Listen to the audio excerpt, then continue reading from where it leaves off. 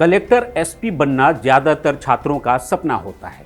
इसकी वजह है आईएएस आईपीएस का देश चलाने वाले सिस्टम की धमनियां होना। जाहिर है इसके लिए जिस तरीके की परीक्षा होती है वो दुनिया की सबसे कठिन परीक्षाओं में एक है।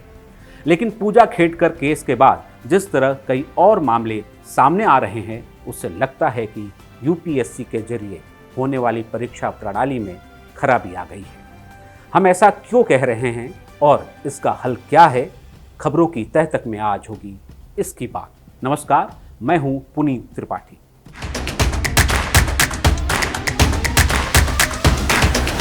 फर्जी सर्टिफिकेट्स और पावर मिलने से पहले ही पावर के घनघोर दुरुपयोग का पूजा खेड़कर से जुड़ा मामला सामने आया तो सोशल मीडिया पर इस तरह के कई और मामले सामने लाए जाने लगे। कई लोगों ने न सिर्फ पूजा के कारनामों की कलई खोली बल्कि ऐसे कई दूसरे मामलों की कुंडलियां तहखाने के अंधेरे से बाहर लाकर उन पर 1000 वॉट का बल्ब चमका दिया। इस कड़ी में सबसे पहला नाम सामने आया अभिषेक सिंह का। वही अभिषेक सिंह जो आईएएस बनने के बाद आईएएस वाले काम छोड़कर बाकी हर काम की वजह से चर्चा में रहते हैं। ये दूसरी बात है कि अब वो तो आईएएस भी नहीं रहे। इस लिस्ट को ध्यान से देखिए। इसमें 94वीं रैंक वाले अभिषेक के नाम के आगे एलडी लिखा हुआ है।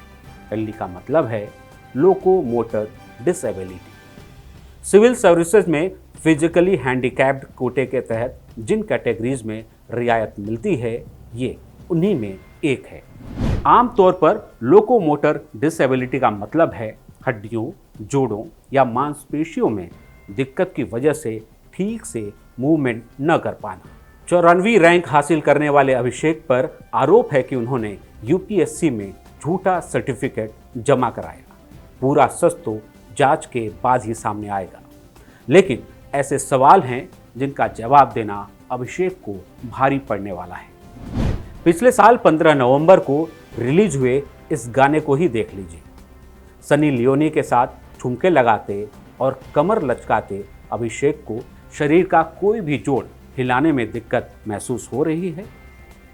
देखकर तो नहीं लगता है, यानी हर मूव बिल्कुल परफेक्ट है। डांस के अलावा जिम में कसरत करते हुए भी लोकोमोटर डिसेबिलिटी के लक्षण कहीं नजर नहीं आते। तो क्या वाकई अभिषेक सिंह ने यूपीएससी आंखों में धूल झोंकने का काम किया? क्या वाकई वो एक आईएएस हैं जिन्होंने इस बेहद सम्मानित सेवा को दागदार किया? यहाँ ये बताना भी जरूरी हो जाता है कि इन बड़े आरोपों से पहले भी वो अक्सर अपने ठसकदार और भड़कीले अंदाज के लिए चर्चा में रहते थे।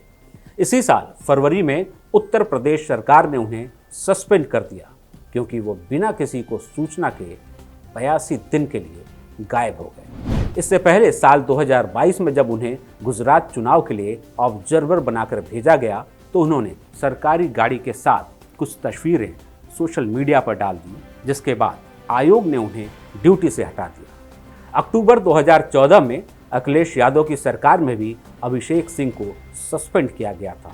उस वक्त वो मथुरा में एसडीएम के पद पर तैनात थे। इसी साल फरवरी में उन्होंने आईएएस सेवा से इस्तीफा दे दिया और राजनीति में उतरने का मन बना लिया। वो जौनपुर से चुनाव लड़ने की तैयारी करने लगे। उन्हें उम्मीद थी कि बीजेपी से टिकट मिल जाएगा, लेकिन ऐसा हुआ नहीं। उम्मीदों पर मिट्टी पड़ने के बाद अभिषेक ने योगी सरकार से गुहार लगाई कि वो सेवा में लौटना चाहते हैं, लेकिन प्रदेश सरकार ने केंद्र को जो चिट्ठी भेजी उसमें साफ कहा गया कि अभिषेक को सेवा में वापस नहीं लिया जाए। फर्जी सर्टिफिकेट्स के पोल खोल अभियान के बीच जब सवालों की चुभन बढ़ने लगी और चारों तरफ से अभिषेक को घेरा जाने लगा तो उन्होंने एक्स पर एक लंबा चौड़ा पोस्ट लिख डाला। इस पोस्ट की शुरुआत होती है आलोचकों को पहली बार जवाब देने से और अंत होता है अपने साहस पर चलता हूं, किसी के बाप के दम पर नहीं।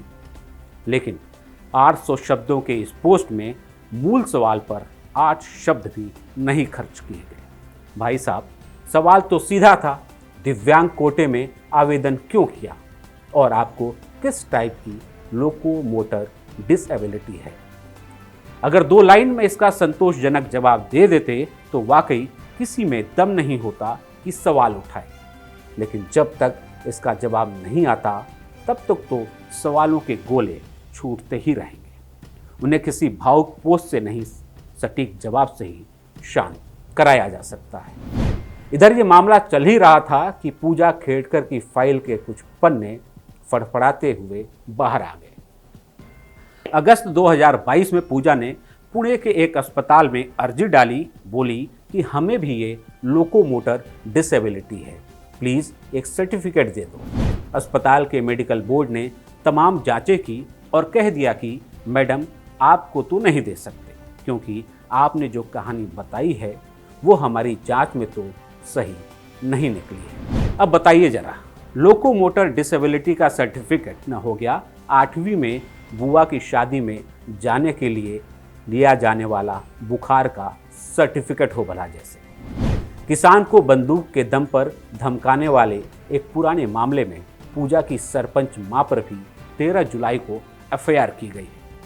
अब बताया जा रहा है कि माँ बाप दोनों फरार हैं और उनका फोन स्विच ऑफ आ रहा है। सोचकर देखिए ये कुआं कितना गहरा है और कितने राज समेटे हैं। 2016 की सिविल सेवा परीक्षा में तीसरी रैंक लाने वाले गोपाल कृष्ण पर भी फर्जी दिव्यांग सर्टिफिकेट के आरोप लगे और हैदराबाद हाईकोर्ट ने उन्हें नोटिस जारी किया। 2020 में केंद्र ने केरल कैडर के आईएएस आसिफ यूसुफ के खिलाफ कार्रवाई की मांग की। उन पर फर्जी इनकम सर्टिफिकेट इस्तेमाल करने का आरोप था। इस तरह के केस भारत के उस स्टील ढांचे पर सवाल खड़े कर देते हैं जो पूरे सिस्टम की रीढ़ की तरह काम करता है। एक आम आदमी की नज़र में आईएएस का ओहदा उसकी गरिमा है, उसे यूं तार तार होते देखना दुखद है। ऐसा कैसे संभव है कि आईएएस जैसी परीक्षा में कोई फर्जी सर्टिफिकेट का इस्तेमाल कर ले? क्या इसका साहस मिली भगत से आता है या माँ बाप के प्रशासनिक सेवा में होने से? जब एक मामूली प्राइवेट नौकरी में भी बैकग्राउंड चेक होता है तो आगे चलकर देश को चलाने वालों के मामले में इतनी कोताही क्यों? तो फिर इसका हल क्या है? सरकार चाहे तो बहुत कुछ कर सकती है, बस दृढ़ इच्छा शक्ति दिखाने की जरूरत है। बीते 10 या 20 साल की एक अवधि तय की जाए और जिन भी मामलों में शिकायत मिली है उनकी नए सिरे से जांच की जाए। बल्कि एक कदम और आगे जाकर एक पोर्टल भी बनाया जाए जहां तय की गई अवधि में नौकरशाहों के खिलाफ शिकायतें या जानकारी गोपनीय तरीके से मंगाई जा सकती हैं। अब वक्त है कि यूपीएससी के इस सीक्रेट चैम्बर पर लगे ताले को भी खोला जाए। यूपीएससी कोई बंद कमरा नहीं, बल्कि शीशे की दीवार की तरह पारदर्शी होना चाहिए, जहां संदेह की कोई गुंजाइश न हो। तभी इस देश के आम नागरिक के भरोसे को बरकरार रखा जा सकेगा। आप इस मुद्दे पर सरकार को क्या सुझाव देना चाहेंगे, कमेंट बॉक्स में लिखिए। वीडियो को दोस्तों के साथ शेयर जरूर करें। ऐसे ही और वीडियोस के लिए हमारे चैनल को सब्सक्राइब करें।